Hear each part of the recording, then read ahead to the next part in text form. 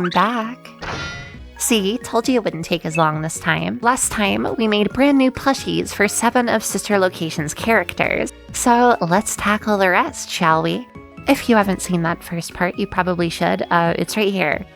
Okay, thanks. Before we jump directly into things though, here's some stuff I gotta mention.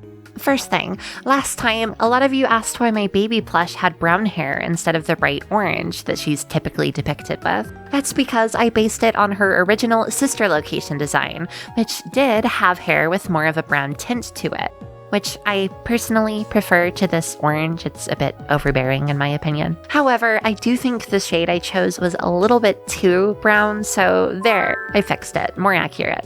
Second thing, last time I gave you guys 2 options to quote-unquote vote on for how Bonbon would be attached to my Funtime Freddy here, and I got a ton of responses. As I said, this was never meant to be an actual vote, but just from what I saw overall, it seems pretty split down the middle.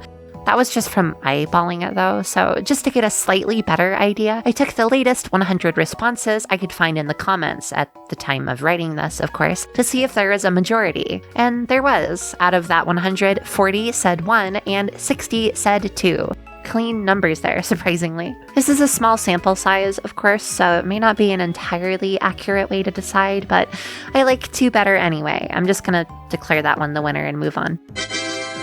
I even saw a couple of people offer up the idea that both shoulders could have magnets, so you could have Bonbon on one and Bonnet on the other if you wanted, and I really like that idea. So cute. And one last thing. Hey, I went to PAX at the beginning of September. Well, a cardboard approximation of myself did while I sat firmly planted in Missouri. Sorry to everyone I tricked on Twitter. I thought it was obvious I was joking, but I guess it wasn't.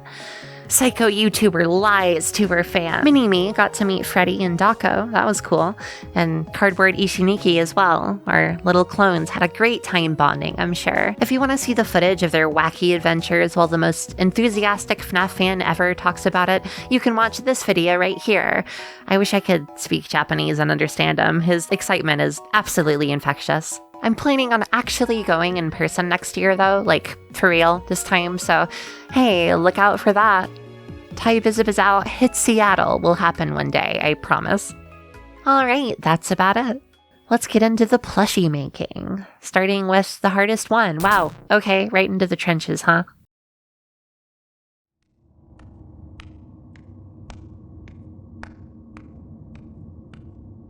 Pissing by yourself, handsome?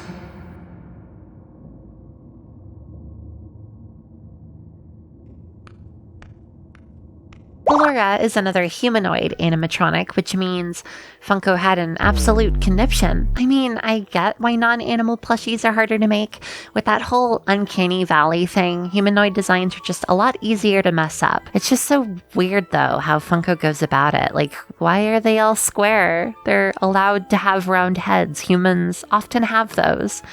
Well, except for that one guy, but this seems to be the baby base again with altered proportions. She's a bit lankier with a smaller head, which at the very least is accurate to their proportional differences, but it doesn't look good. She kind of reminds me of when you pick up a cat vertically and get to see the actual length of their body, and it's like, whoa, what a strange alien look for this creature. I'm used to seeing them like this all the time. You know when that happened. Her ballerina skirt is cute, gotta give her that. And hey, it's thinner material this time. Better than the weird plush one baby got. This is the only good thing I have to say about this thing though. Man, why does she look like that? Funnily enough, there does exist an image of a Funko prototype Ballora plush. And, aside from the weird teeth, this kind of looks better. The head is rounder and longer, the body shape is more accurate. I'm assuming the reason they changed her was to fit in with the others more, but a shame that we ended up with the slightly worse one at the end, I guess. Well, it would have been a shame either way. It's not like this one was spectacular or anything. So how do we fix Funko's design here? Once more, I'll just show it and explain. Here's what I did. For the body, I used a similar shape to the puppet in Nightmare Own, with a thinner waist and wider chest, just with Ballora's shape this time. Scott Cawthorne definitely knew what he was doing with this one, am I right? This series is not for kids. The skirt is pretty much the same as our baby's, just with pink and white instead of the red. Now, I know some of you were probably saying, hey Ty, you forgot the little yellow balls on there, but I actually left those out intentionally. I tried them on to see what they would look like, and they had a bit too much detail density on that lower half for my liking. I just think the plush looks better without them. But hey, look, there it is on screen, if you prefer it. There you go. Her head is similar in shape to Baby's, but stretched out vertically to match her model. Her ears are similar to Bizabizow, but also stretched to resemble her ear shape, although exaggerated a bit on the plush version. And hey, she's even got her cute little earrings. For her hair, there's this thin plush shape laid over the top of her head, which is meant to be this blue part on her model. The bun sticking out from this piece on the back was made to look a bit like a pillow or a pin cushion with this hard cap piece squished into the top like this. I don't know the proper terminology for it, I just thought it looked cute and it fits her aesthetic. And to top everything off, she's got her little pearls on her head and chest. I drew these with hard plastic beads in mind, but I don't know how well those typically stay on plush toys. I think they'd be quite prone to being accidentally ripped off, so might make more sense as felt balls, I don't know. All that together forms an accurate and appealing little Ballora plush toy. Spin her as much as you want, she'll never get sick. Because she's a ballerina. She's used to spinning. First of the videos done.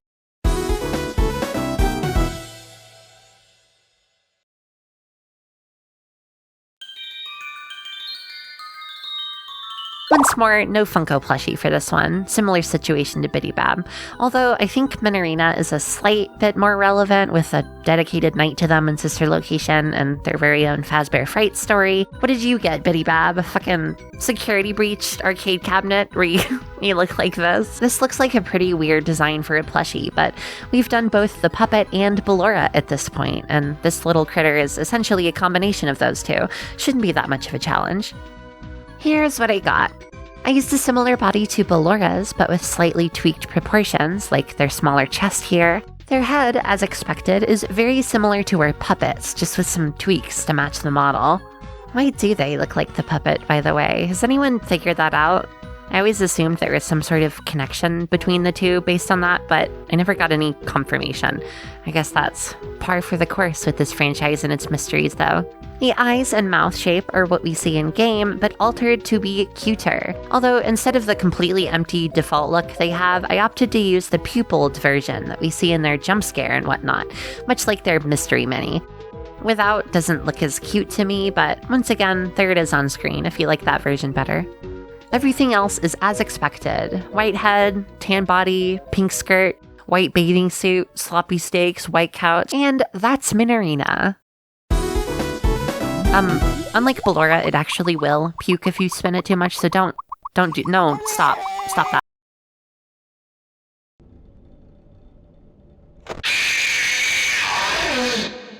Everybody, my name is Markiplier and welcome back to Undertale. Now, Funtime Foxy, the fruitiest design to come out of a Republican's brain since...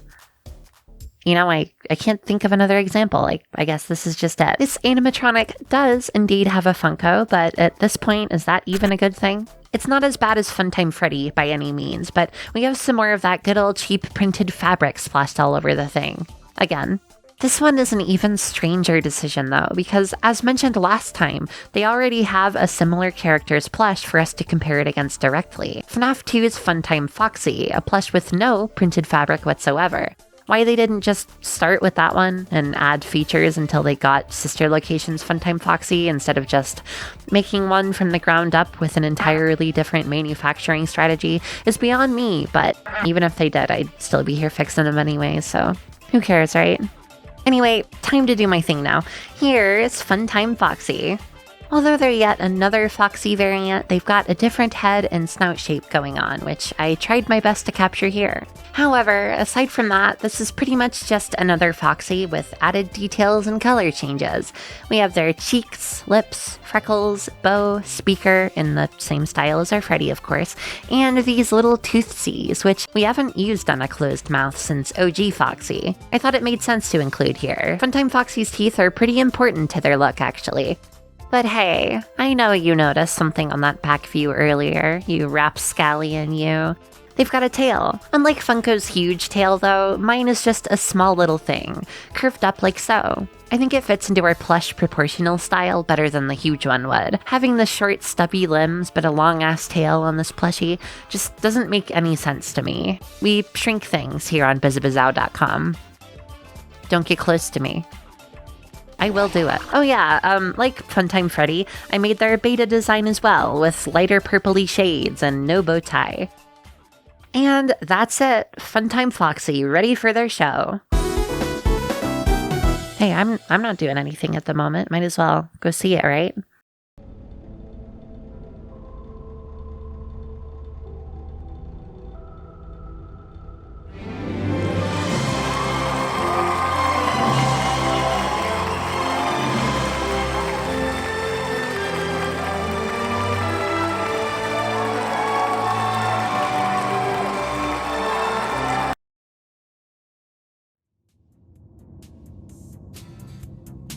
Oh my god! It's Lolbit!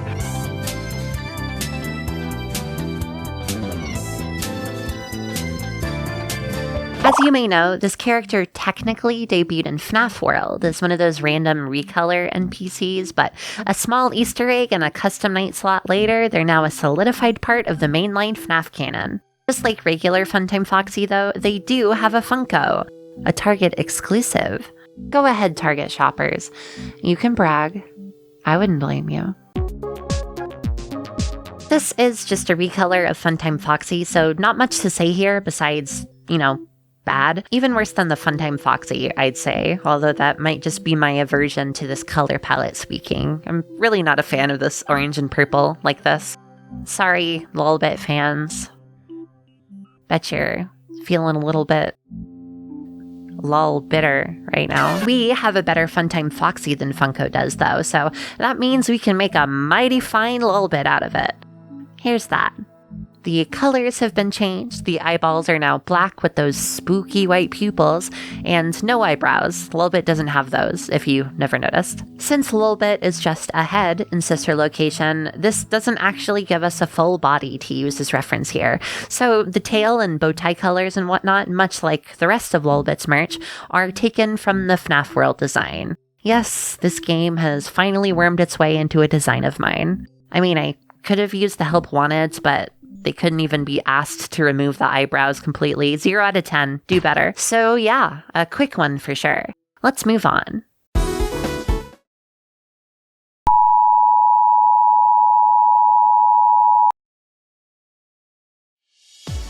I'm ready for my close-up.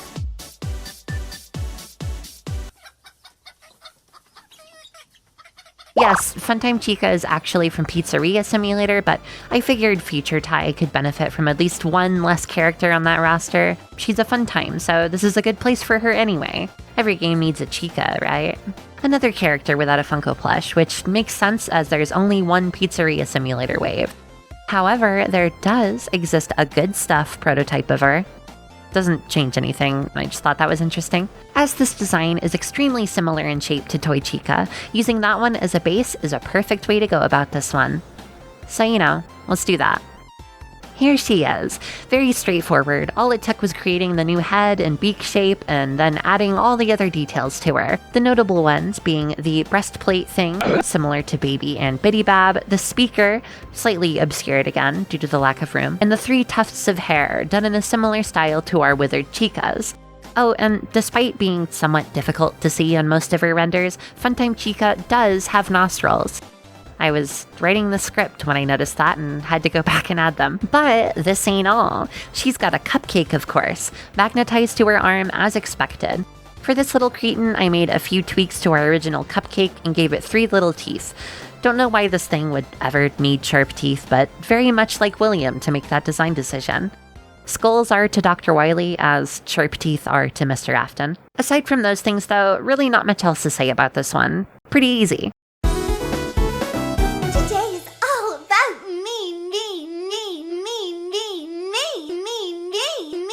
But we do have the cupcake itself now. And, this is gonna be kind of a sad one. Aside from the skin cupcakes from special delivery, which, let's be honest, even if I do get to that game, there's no way in hell I'm giving all these their own individual plushes separate from their respective chicas. This will be our very last cupcake to give a plush. So, as much joy that these little things have put in our hearts, I think they deserve a little bit of a send-off. Here you go, folks. Our final cupcake. Funtime Cupcake. So, I took the OG cupcakes and changed its colors and made the eyes closer together and added the mouth with teeth and added the little lines to the base part. Wait, what do you mean there's a glam rock cupcake now? And that brings us to our final sister location animatronic, the body-snatching, fighter jet attacking spaghetti man himself, Ennard. No, I wasn't joking about the fighter jet thing. That's an actual video someone made. Does anyone remember that? Emergency. We've been struck by a high-velocity projectile.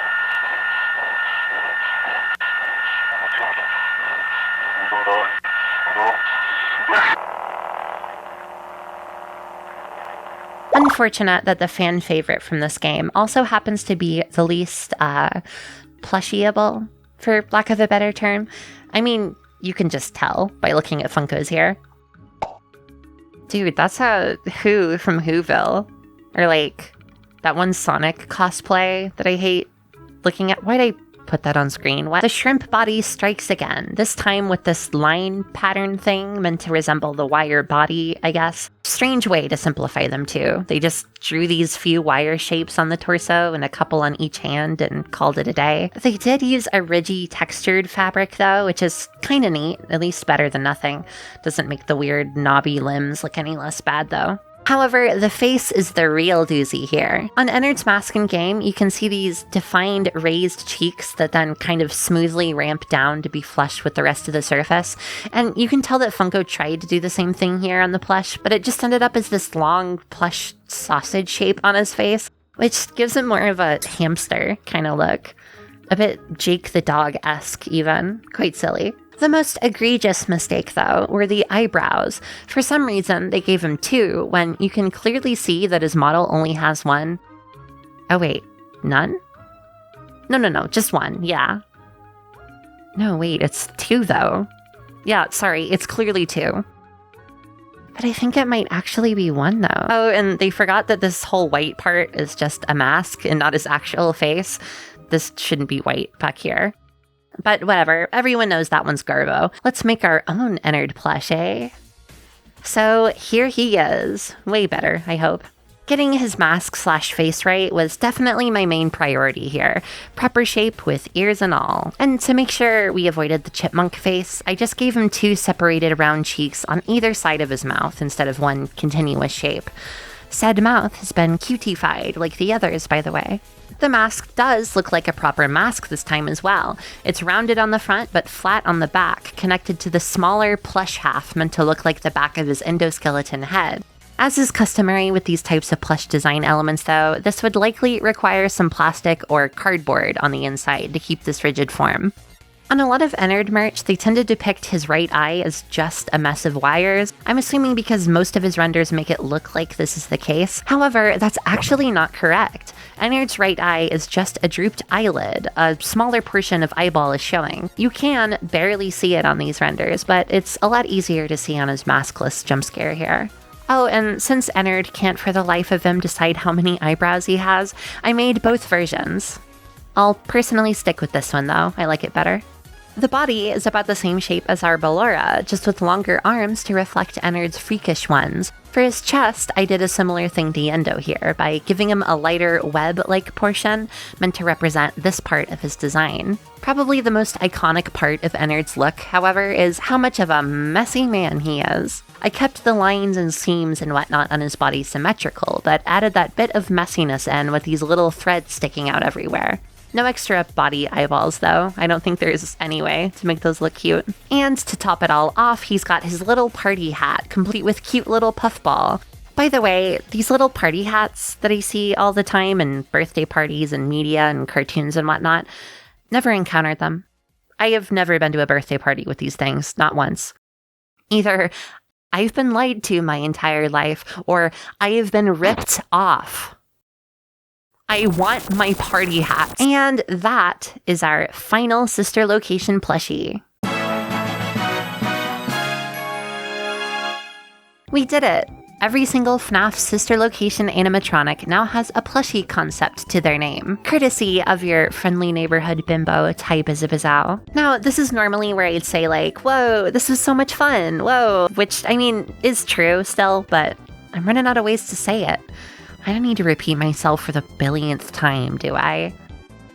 Oh, well, I guess I sort of just did, didn't I? Now, the total number of FNAF animatronics in our FNAF plushie collection is 63. And if you include the 2 puppets I made for fun, 65. And if you include all the bonus recolors as well, 72. And if you include the movie ones, 78. My hands hurt. As always, let me know what you think of these guys, and tell me what one is your favorite too. Next time, as long as I don't do another bonus episode in between, we'll be doing Pizzeria Simulator. And I'm just going to tell you right off the bat, this is absolutely going to be more than one part. There are a lot of animatronics in this one. I am never going to run out of plushies to make, am I? Oh god. I need to get my mind off of this. Hold on. Oh, him? No, he's good. I modded him. I just use him for YouTube now. What's going on, guys? Stalker back again. Hope you are fantastic today. And today we are playing a brand new FNAF game called Ty. What? Shut off the video, Ty. What? Shut it off right now. What? Right now, What? shut it. And I'd like to thank my Skrunklies over on Patreon. Thank you for supporting me.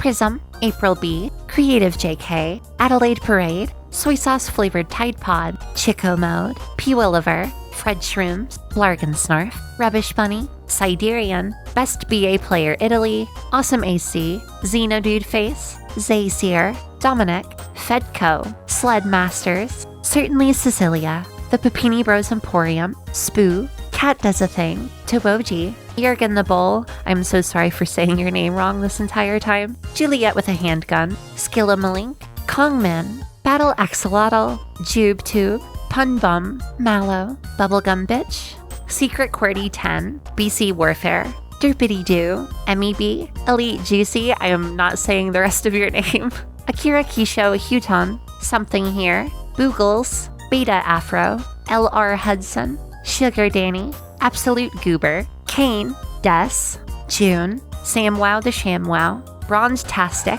Drywall Jelly, Cracked Vinyl, Jumpman Maro, Slapnuts, Michael Merritt, Queerbee, Soxyfee, AU Laura Borealis, and Eliop82. If you'd like to join these wonderful folks, you can check out my Patreon in the link in the description. Anyway, thank you all for watching, and peace out.